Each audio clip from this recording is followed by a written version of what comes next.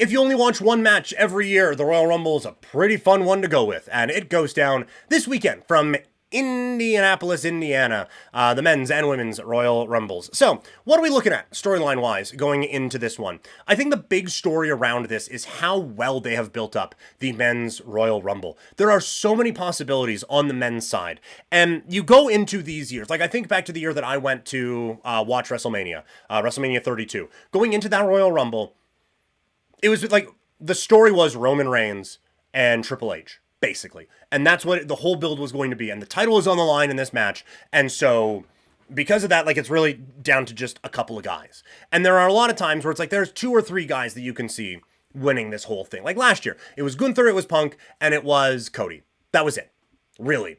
And so you get to this point, and where they're at right now, there's so many possibilities that they can go with. And so, like, I feel like, and we'll do this a little bit later on, the list of guys who could win this Royal Rumble and have it conceivably make sense is probably in the double digits.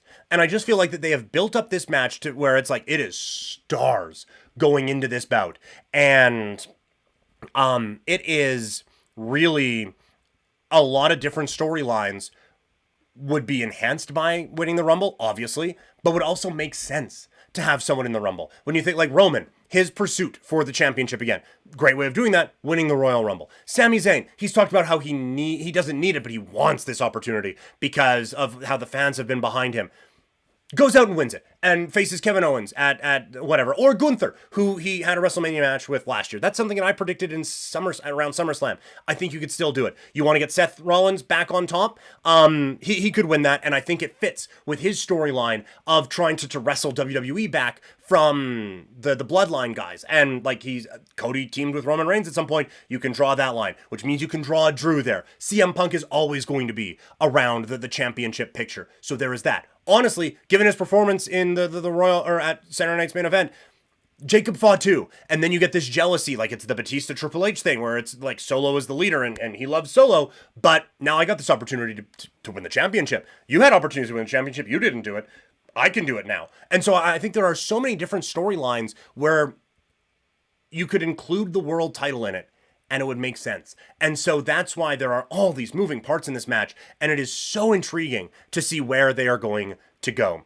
The problem is, with all of that being said, the women's match feels like an afterthought. And so you can try to make a bit of a sprint here in this last week, but I don't think it's going to work. And you really need to get this one feeling kind of special. And so I'm anticipating some surprises. Obviously, Charlotte's going to be back. I would assume Becky is going to be in this one. We're probably going to get some TNA people in both. But I think that this needs to be a just wild, crazy, burn it down Royal Rumble to kind of reinvigorate some interest here, because this Rumble has definitely felt like an afterthought right now. Now, part of that is like it's feeling like an afterthought because you have a new project as a champion in Tiffany Stratton. You have a dominant champion in Rhea Ripley going up against a former dominant champion in Nia Jax. Like, there are stories on the women's side. There's not enough. And I do think that they need to kind of ramp that up a little bit with the women's Rumble here this weekend. Also, Cody against Kevin Owens. We talked about it a bit before. It has been great. They have built it up so well. And like, Kevin Owens is the perfect heel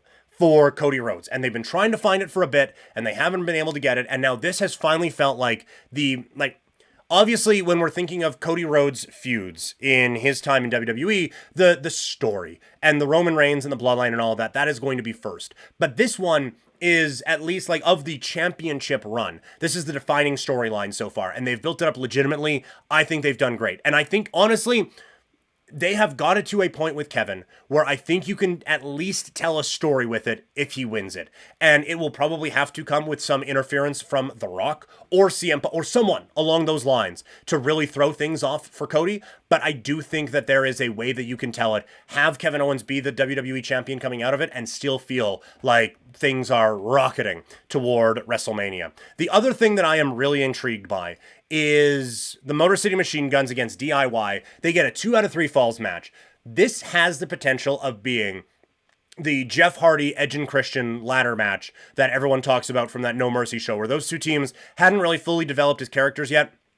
And then they went out and stole the show. And this is the type of thing you can do with the Royal Rumble, because you're not trying to draw people in, right? And like the build and the trying to draw people in, it's different when you're not trying to get them to spend $70 on a pay-per-view anymore. But in trying to get people's attention, the Rumble matches have got it, right? Like, hey, you get 2 Royal Rumble matches. Take my money. Sign me up. Oh, and a ladder match. Awesome. And you get 2 really fun tag teams. Who? Okay. Like, they aren't really big stars in the, I think, kind of casual mind, but you have a platform now with these 2 big matches, the Royal Rumbles and the championship match, that these guys can go out and put on a star-making performance. So I think this is the perfect utilization of the Royal Rumble concept, being able to sell a show on its own and get other guys over because of it. So very, very, very good use, I think, of the Royal Rumble.